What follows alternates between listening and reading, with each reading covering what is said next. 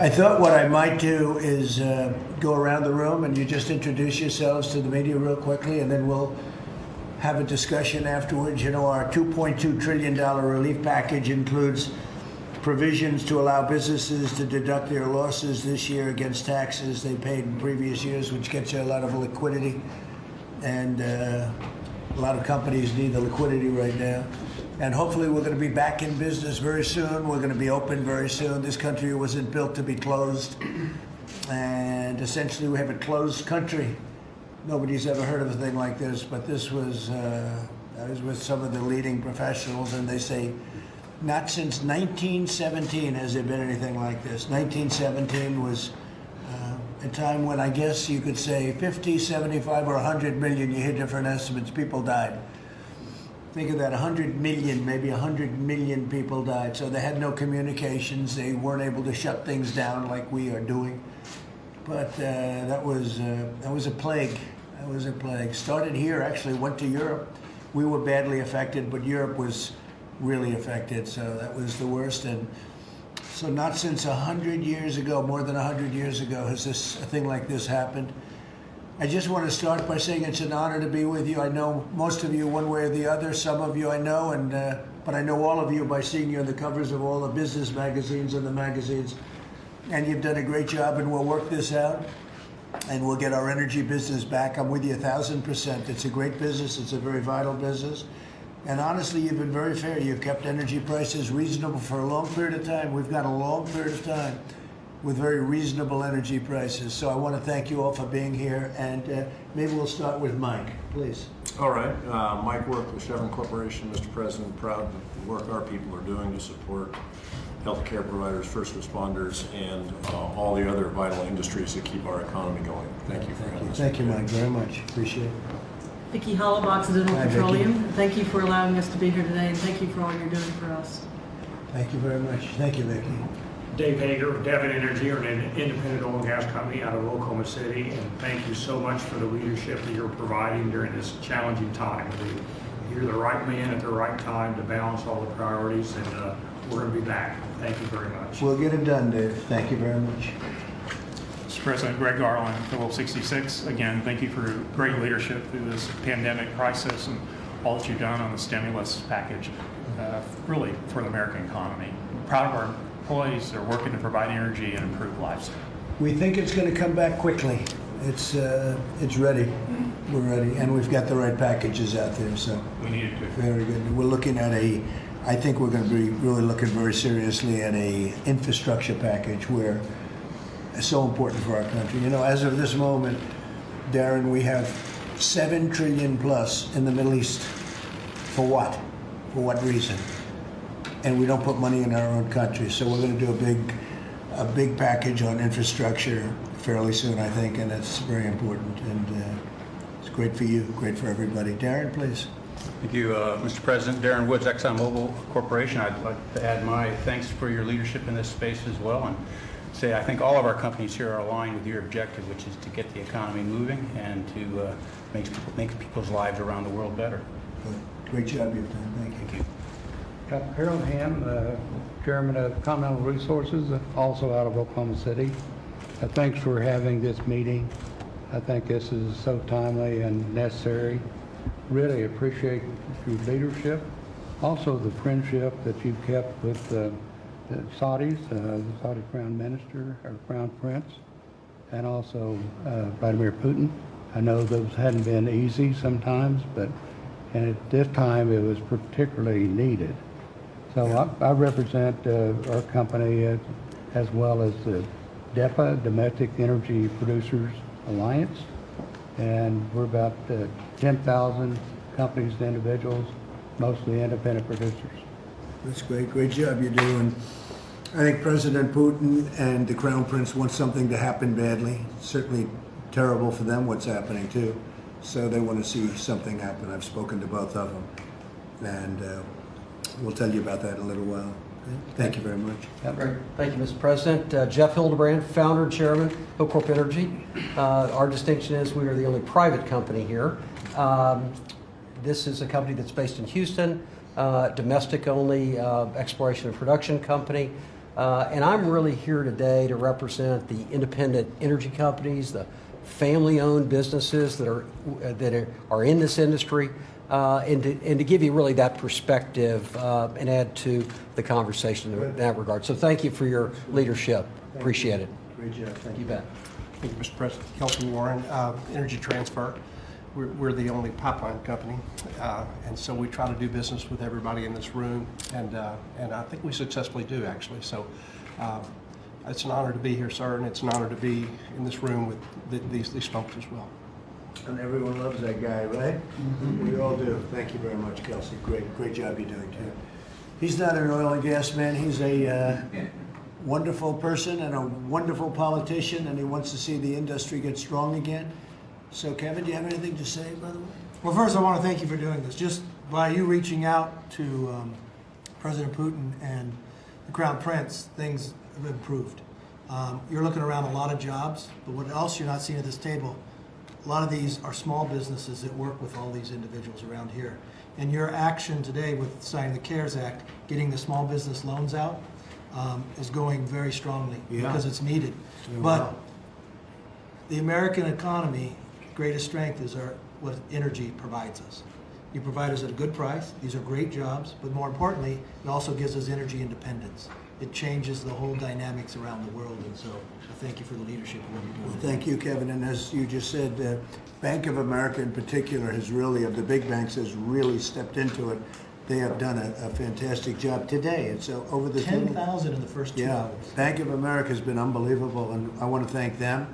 I want to thank all of the community banks and the smaller banks that have been loaning a lot of money, paycheck.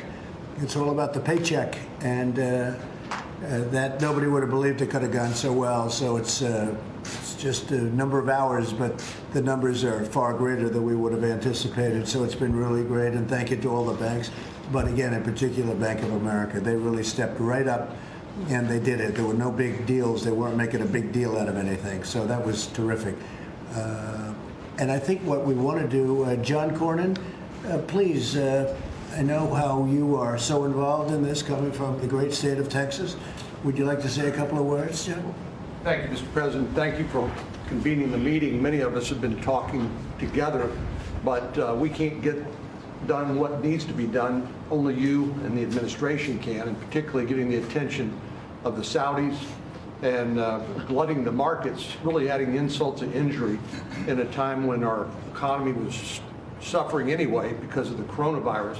And so this meeting could not be more timely. I agree with what's been said about the importance of affordable energy to our standard of living, and really we've changed the world as a result of the production of domestic energy here, and improved the quality of life for a lot of people. Thank you very much, John. Really good job. And John agrees. We were talking about it the other day that you've all done well, but you've also kept energy very affordable, really, very, very affordable, and a lot of it. We never had any problems. We're going to keep it that way. Do I see Dan back there? Dan Sullivan? Yes. I was looking. I thought that looked like Dan. I want to thank you for convening this meeting. You know, under the Trump administration, working with the Congress, the U.S. has become the world's energy superpower again. It's unbelievable. And these companies have done it. Obviously, it's a very important issue in my state, the great state of Alaska. But these are great jobs, as John Cornyn just said, for all of our states. But it's really important for the national security of our country, too. And we have been, a number of senators have been reaching out, having frank discussions with the Saudis, saying, hey, if you're a longstanding ally of ours, we're not, right now, you're hurting a lot of our citizens. You're hurting a lot of the people we represent, and you shouldn't take us for granted. We have a great military that's protected Saudi Arabia for decades, and Senator Kramer and I have some legislation that could possibly change that if they don't start to cooperate. So again, we appreciate your leadership with the Crown Prince, with the Russians, and calling this meeting. But this is a great sector of the U.S. economy that once we get through this, and we will, this pandemic, this sector is going to take off again. And your administration and you have had a lot to do with the strength of the U.S. energy sector, and we need to keep it strong. Thank you very much, Dan. And Kevin Kramer, North Dakota. People don't realize how big a producer North Dakota is, right? Well, Harold does. Yeah, so do a lot of the others around the room. Mr. President, to echo everything and maybe add a little bit, the people around your cabinet table right now are part of the renaissance of oil and gas in this country. But since you became president, we went from a renaissance to security, to independence, to dominance. And that dominance and that security right now are in some danger. Just a quick example, in North Dakota, since Saudi Arabia and Russia announced their little price war, we've had $6 billion of CapEx taken out of our state planned for this year. Yeah. I was economic development director when the entire gross domestic product of North Dakota was $13 billion.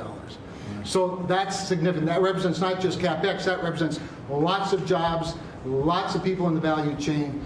And I would just add one word to what Dan talked about with regard to Saudi Arabia.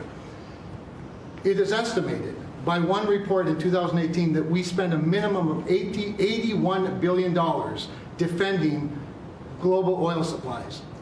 We can use that money in national defense and other hotspots in the world if our friends are going to treat us this way. So appreciate your outreach this week. I think we're halfway there just with the success of your diplomacy this week. Thank you for this meeting. It's gone up, and we have to, otherwise we lose a lot of jobs too. We're talking about one of the big job producers anywhere, Kevin, right? Would you have anything to say? Mr. President, thank you. I'm Mike Summers. I'm President and CEO of the American Petroleum Institute. The folks around this table represent the American energy revolution. And we want to thank you for everything that you've done to support that revolution. And we want to make sure that revolution continues after this pandemic crisis is solved. Thank you, Mike. sir. Thank you for being here. Senator Cruz was. I think he's Right back around there. here. Ted can't be seen. Where is Senator Cruz? I can't believe it. He's gone over to the evil side. That's terrible. Cruz, what are you doing there? Mr. President, thank you for convening this meeting. This is an important meeting, and this is a time, as you know, of crisis all across the country, a public health crisis and an economic crisis. As you've heard and as you know from everyone around this table, the energy sector has been a huge part of the economic success and boom that we've enjoyed over the last several years. And the combination of the economic harm of the coronavirus crisis combined with the Saudis and Russians waging economic warfare on jobs in this country, it's been a perfect storm in the energy sector. And I'll tell you, there are a lot of jobs, there are millions of jobs in Texas and across the country that are represented by the men and women around this table and by energy producers, and there are small producers throughout Texas and throughout the country who are on the verge of being driven out of business. And so this meeting, I think, is important. Every one of the senators in this room has had multiple conversations with the Saudis, leading in hard on the Saudis, and your leadership and diplomacy with the Crown Prince had a big impact getting them to stop flooding the market and taking advantage of this crisis. And I would underscore one other issue that a number of the folks around this table have raised I'm very concerned about, is ensuring that those in energy in this time of crisis have access to capital. That there are jobs that are hanging in the balance, and if the energy producers in this country that have made America the #1 producer of oil and gas in the world can't access capital to get out of this crisis, we're going to see bankruptcies at a level this country hasn't seen in decades. And so this meeting and the continued leadership of your administration is hugely important, and thank you. Good, thank you very much, Ted. And while you're up, the concept, and for instance, I think we should say it in front of the media, but oil reserves, storing oil. They're filling up the national reserves, as you know, and we're getting the oil at a great price. But at these prices, in fact, Kevin and I have been speaking about it, John and I have been speaking about it, at these prices, you would think you'd want to fill up every cavity that we have in this country. And there's some areas in Louisiana and other areas that could be filled up. They hold a lot of oil. But at these prices, and it would be good, it would keep everybody working, but you would think you'd want to fill up those areas. What do you think of that, Ted? Look, I think that's exactly right. I think it makes sense in terms of easing the pressure that is threatening these jobs, but it also makes sense for the taxpayer. Yeah. That strategic petroleum reserve is there in times of crisis And usually the way the federal government works is we buy when it's expensive and we sell when it's cheap. No. We actually have an opportunity now to buy when it's cheap. I think it was inexcusable that Democratic leadership in the House and Senate blocked that in this bill we passed last week. And I think Congress needs to go back and address it. It was in the bill. Yep. And then the speaker came in, and that's the one thing when she held this bill up for the number of days that she removed. $20 oil, think of it, $20. Well, and there are too many Democrats Politics. that want to see It's all these right. jobs go away. I think you should go back, though, Kevin. I think you should go back and see, John, if you guys could go back and do a separate bill. And beyond that, I think it's 75 million barrels right now to fill it up. That's not that much. So it's fairly in pretty good shape. But we have other areas that are bigger, frankly, that we could fill up to. But at those prices, we should be pumping it out. So maybe you guys could check on and see what you can do about it. I don't think anyone can reject it. Nobody can reject it. Ted, you'll work on that? Absolutely. Anybody else? David, you guys okay? David, you want to say something? So just one thing, Mr. President. The Department of the Interior manages a large portion of land and part of the offshore. And one of the things we've done over the last 15 days as you had the slow the spread, we have really had our inspectors out on the front lines working to make sure that the production that's taking place is occurring in a safe and a responsible manner, and thank everybody for their cooperation in that. These jobs are so important to the American people, and it's important that we make sure that we dot our I's and cross our T's too. He's the biggest landlord in the country. Meaning it's called Interior. Interior is a lot of land when you look at it. Thank you. Great job you're doing. So, Dan? Mr. President, thank you. Thank you, sir, for Thank your you, Dan. leadership. My name is Dan Bruyette. I serve the President as the Secretary of Energy. With regard to the storage, Mr. President, happy to announce we went to market this week for 30 million barrels. Notwithstanding the desire of the Congress not to give us new money to pursue this idea, we have found an alternative financing mechanism so that we can. I figured you would. find- I actually wasn't worried about it. So that we can. What are you find- paying per barrel? I'm sorry, sir? What are you paying? You don't want to It's going to be a little low. What are you paying per barrel? A flexible price? Or Well, they may be paying us. It's going to be a little low. So we're going to go negative, like interest rates, negative. But Mr. President, I just wanted you to know, and for the industry players who are here, we are moving very aggressively. We're using every tool that we have at the U.S. Department of Energy, not only to provide immediate relief for this particular industry and the economy itself, but also to look for technologies that over time will reduce the cost structure for the entire industry. So we're moving out as aggressively as we can, sir. Thank you for your leadership. Dan, check out other areas where you can store oil. Yes, sir. And there's some very big ones, bigger than what we have now. And at these prices, you should do it. Yes, sir. We fill it up, right? Yes, sir. Fill up the tank. Okay, Bob Lighthouse, you've been so great, and this isn't your meeting really, but Bob has done some of the best trade deals ever done in our country, and one of them it actually kicked in on April 1st, and that's with China, and I hope they're buying a lot. I hope. They are. I don't know what to say. You want to say something? I'm here to answer questions, Mr. President, so Go I'll ahead. just keep my mouth shut. But the trade deals are working. China's good. We're on track with USMCA, but I'll just answer He's questions. very shy. That's good. He just wants to make deals, that's all. And you've done a great job. Thank you very much.